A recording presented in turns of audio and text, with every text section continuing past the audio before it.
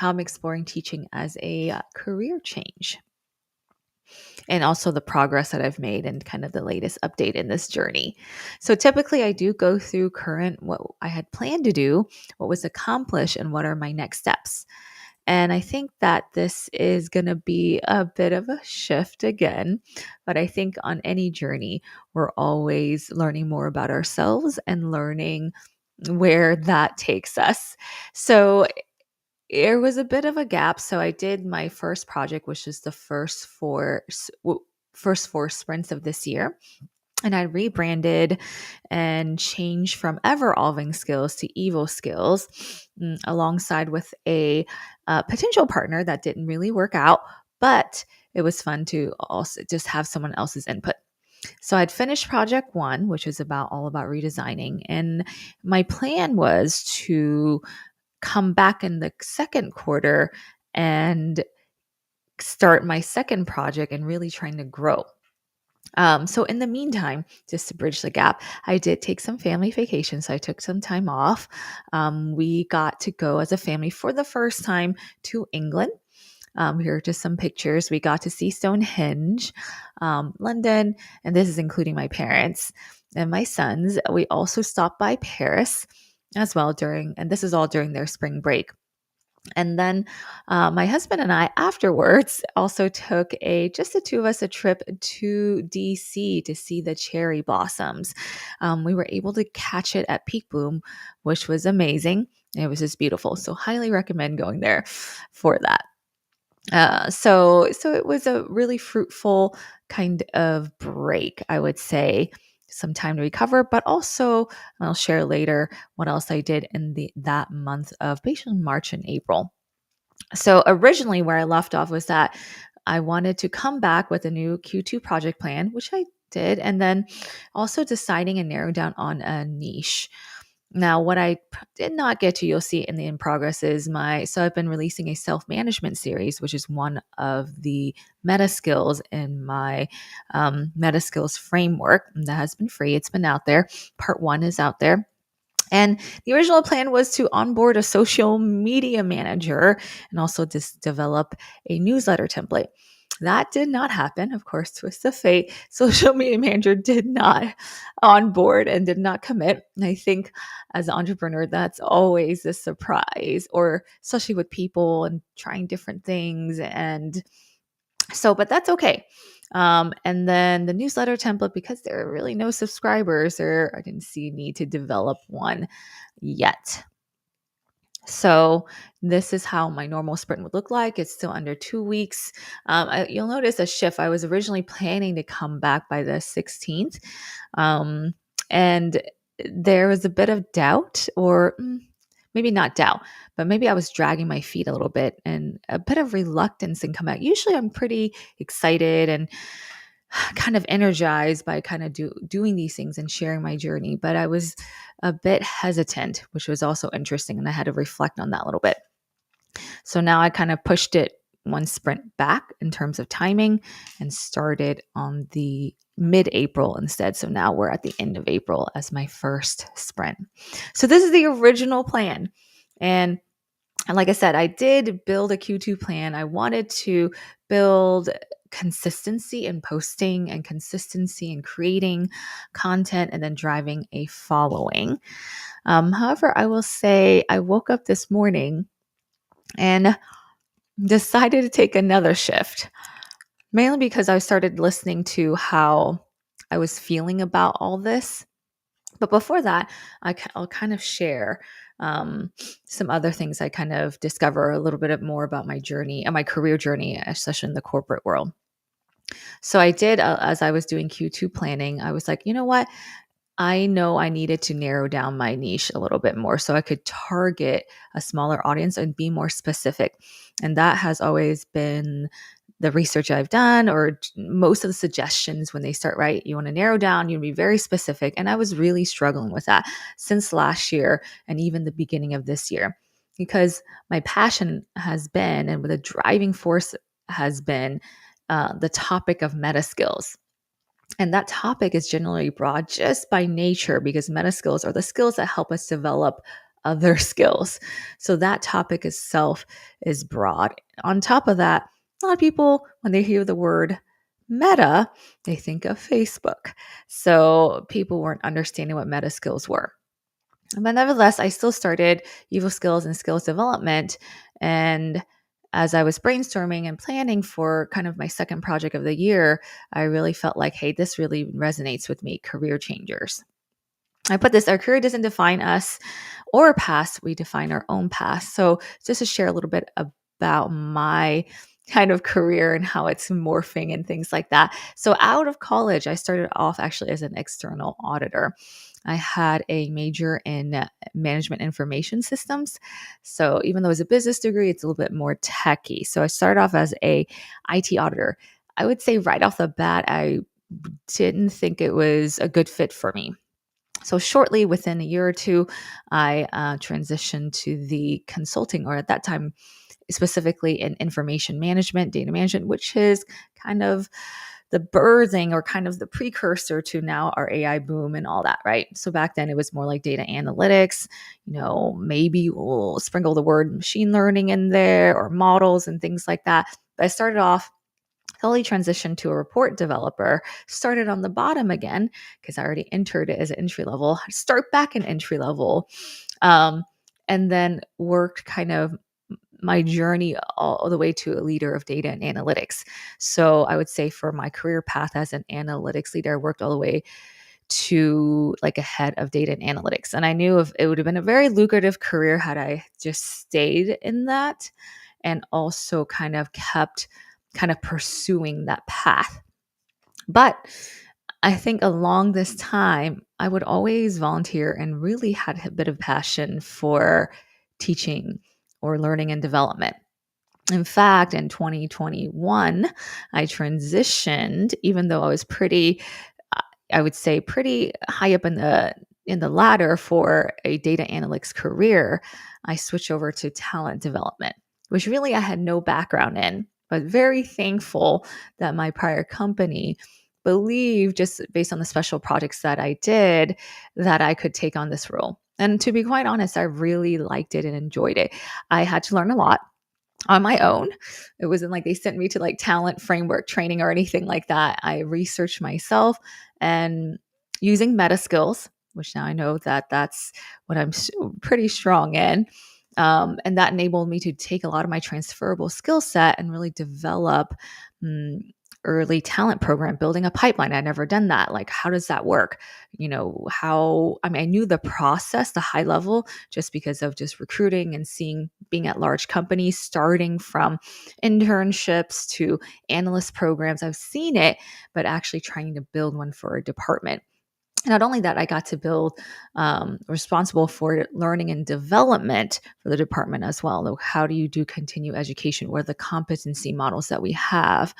And how do we design or curate training to help the department develop, especially in this recent few years of the boom of AI and technology? How does all that work? And then till now, 2024, last year, I quit that. And I think it was not that, as I said, I really enjoyed the role. But of course, I think it was also leading me down a route that I wanted to explore more of myself. And it was just a good timing because I mentioned this before, my prior manager was retiring, and probably one of the best managers, most supportive manager I've ever had in my career. And so it was just with all the different factors, I felt like it was a good time. So then I became kind of more of a casual entrepreneur, which led me down a journey of a lot more self-discovery. And then now, happy to share that I have been working have been in this program to become a public school educator. So definitely a different shift, I would say, from a financial perspective. But those who have worked with me and known me, probably in my professional career, would probably understand why I would have taken the shift. For those who haven't, especially like friends and family, I would say they have some of my friends are pretty supportive, and some are more like, really, that's what you're doing, including my parents.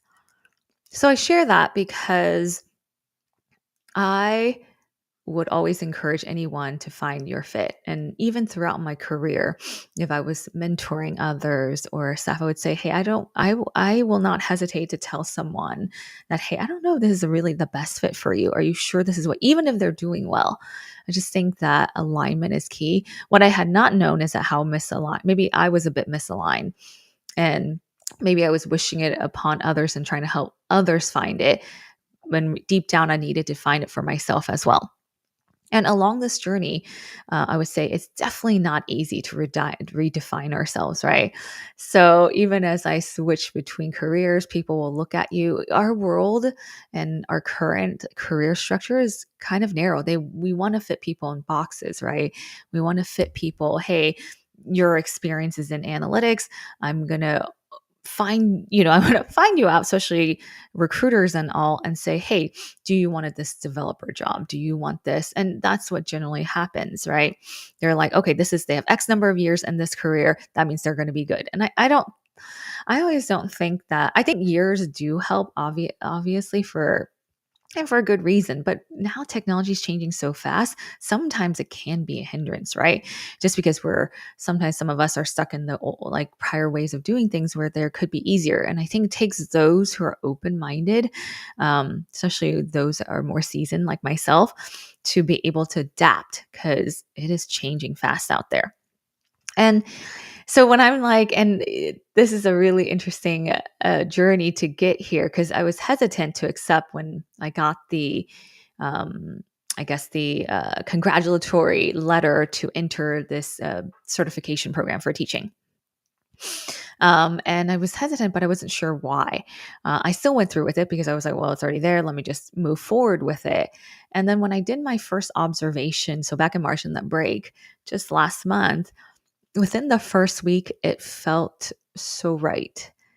Like, I think I woke up the second or third morning of going to do observations. So, in this program, so you know, if you ever want to be a educator, typically most requirements require us to job shadow or actually go observe another teacher in public school setting for very good reasons, so we can learn, observe, document, see how it's like and see if you like it, right, before they put you out in the real world in front of high school kids, elementary kids, middle school kids, and make sure you're comfortable and enjoy that.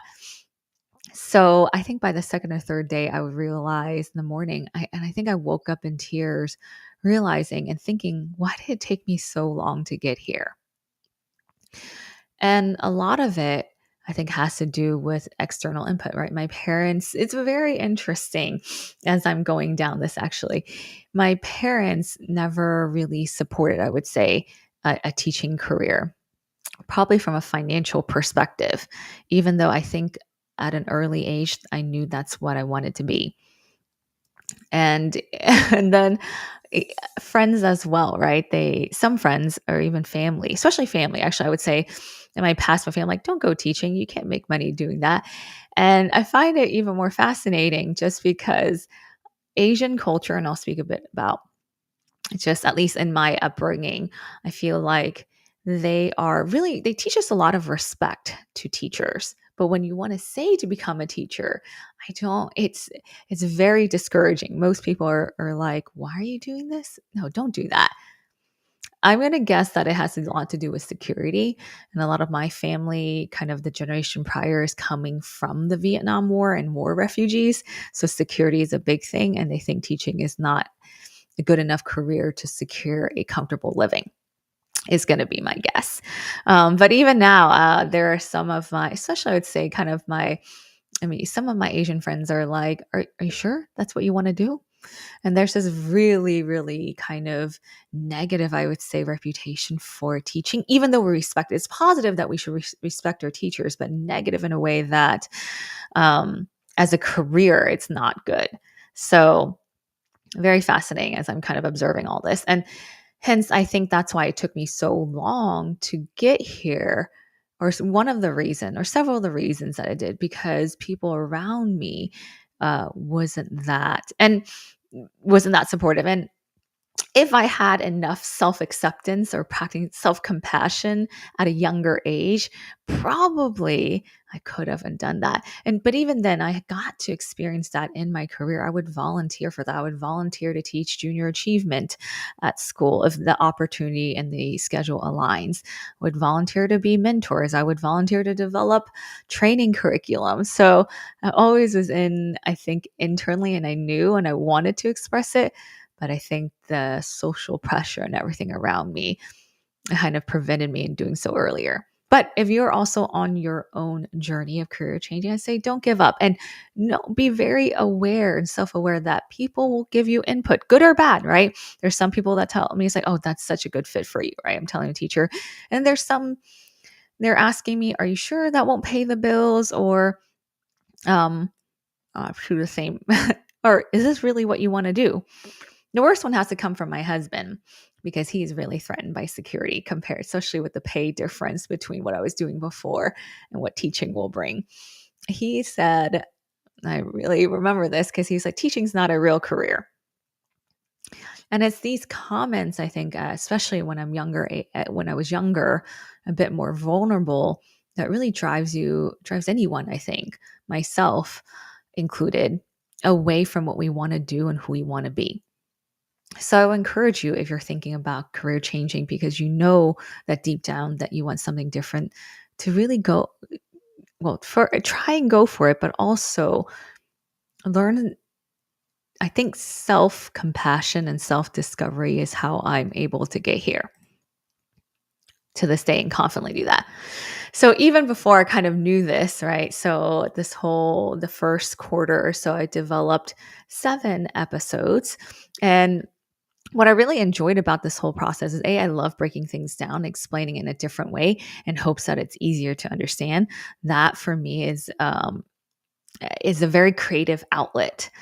And so I really enjoyed developing the series. I enjoyed delivering it. And this is why I say probably I wanted a teaching career. I was just looking for a way to do it. It's still out there. So I'm so proud of what I've been able to build. I do think it's still useful if you ever go and to look for it. And this is real. And there's some things I wanted to share before I forget along this journey, how I got here and how kind of my career journey is going, right? A lot of it is really about the self and self management. So I encourage you, if you want to, if this is helpful, or I think it will be helpful for those of you who are also thinking about career change or understanding that maybe this is not a good fit, to start there. Start with inside yourself, understanding what drives you, what motivates you, makes you happy. And then don't be afraid to try it. Most people, I don't know if it's most people, but um, a lot of us, even of course myself as well, it's just we're just afraid. We're afraid of threat. I talked about that, right? Love and belonging, that we won't be accepted because we're doing something different outside of what the norm is or the path is, and therefore be not wanted. So definitely explore that. So next up, so you see the same kind of template. I will release a newsletter about this episode, so kind of jotting it down. And then I think I'm still going to continue my journey of self-discovery. And I really decided that until as I went through and I was editing these slides. And the original version, because I've been working on it in the last few weeks, is about kind of building and growing the business. And that's why I had the plan of the 5 sprints. But I really woke up this morning and had to really ask myself, why am I hesitant? What is making, am I afraid of failure? And I texted a couple of friends this morning, in fact. And this friend of mine asked a really, really good question. She really helped me kind of think things through. She asked me, are you the type of person that shies away from something you're interested, even if it means failure? And I had to really think about that. And I think, and she may see that, I haven't really asked her what she thought, but that I'm not that type of person. I generally, if I'm interested in something, I will just go for it, regardless if I know it'll fail or not.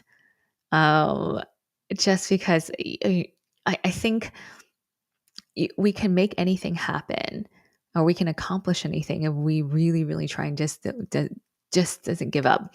And I know this because if you don't take a shot, and I'll say this just because I've been watching my son play water polo. If you never take a shot to the goal, you'll never score. There's no possibility, right?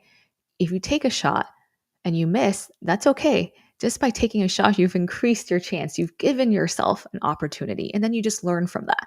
So I think that's always been the type of person I am. And I think this entrepreneur journey probably was just a way for me to, or a stepping stone, like my friend said, to kind of discover, wait a minute, I've always had a passion for teaching. That's what I enjoy. And this has, not knowing that at the time, was giving me a way to express myself in that way, or express my, maybe my gifts or to the world, and be happy with doing that. So I'm going to continue kind of exploring.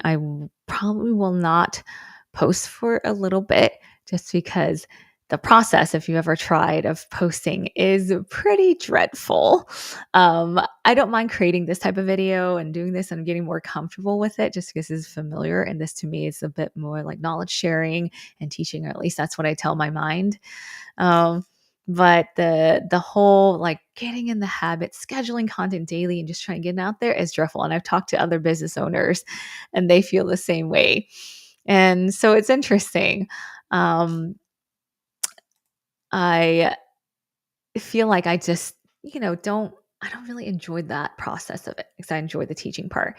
And now, since I'm really committed to become a public educator and trying to finish well, I'll take another year to finish the program, but at least get my qualifications and start teaching in the fall.